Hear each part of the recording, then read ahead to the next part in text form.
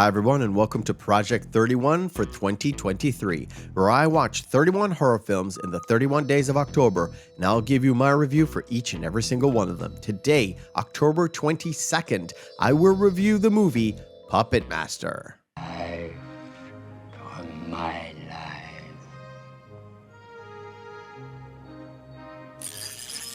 Puppet Master from 1989 is a beloved classic horror film that takes the haunted doll trope and turns it into something completely different.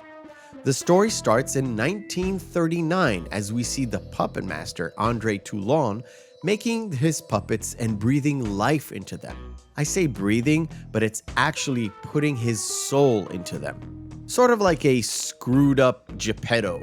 As Toulon knows he is being hunted down by Germans, he hides the puppets away and the secret text that allows him to bring them to life. Refusing to get caught, he commits suicide in order to die with his secret. As we move into the present day, we get introduced to the multitude of characters that should follow us throughout this film, as they are a group of magicians, as they put it. Basically, people with extra abilities that go beyond your normal intuition. To each his own field, which is psychics, dream interpreters, and clairvoyants.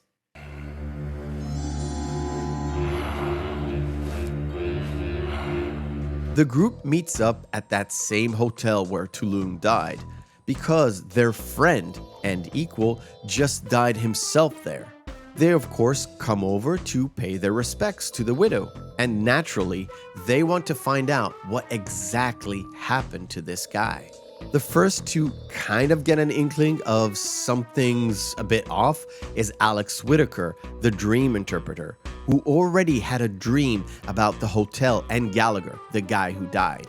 The same kind of thing goes for Dana Hadley, who was surprised she didn't feel Gallagher's death sooner. As the evening's dinner ends and the magicians go to retire to their bedrooms, the puppets start rolling out and killing the group one by one as they take orders from their new puppet master. The truth is discovered by Alex and Megan Gallagher, the widow, about how Neil Gallagher deceived them all in order to reach immortality.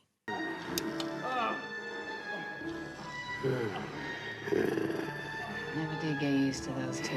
I am so happy I decided to rewatch this movie after so many years. This horror movie has a lot going for it. We got a mystery of the puppets and who controls them. We got the mystery of Neil Gallagher's death or undeath. We got hidden secrets, inventive ways of dispatching people, and weird puppets. And frankly, this time, they're not demonically possessed. Right away, as you start the movie, you know that the creators love the genre, placing the hotel, which is for the most part the setting of the entire movie, at a place called Bodega Bay.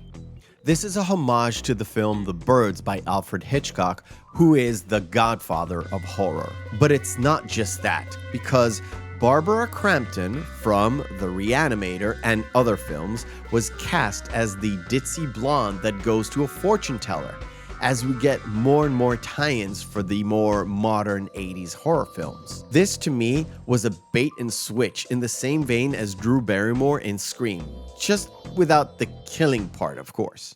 Do you think Buddy here's ever gonna get a real job? The use of the puppets was clever.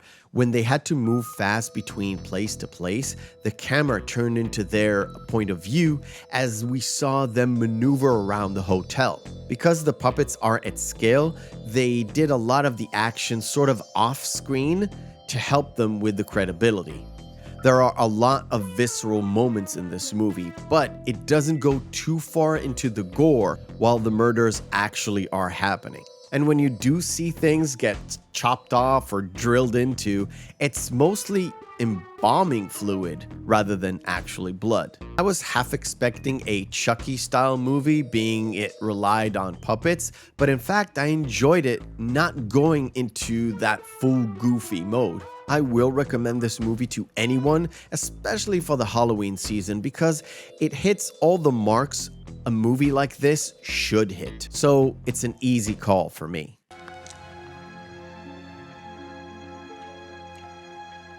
dead as a doornail. Thank you for watching. If you're watching this review and this is not the Halloween season, please check out the other reviews that I've done in the past, or our Saturday show, The Real McCoy Podcast, as we dive much deeper into these amazing movies.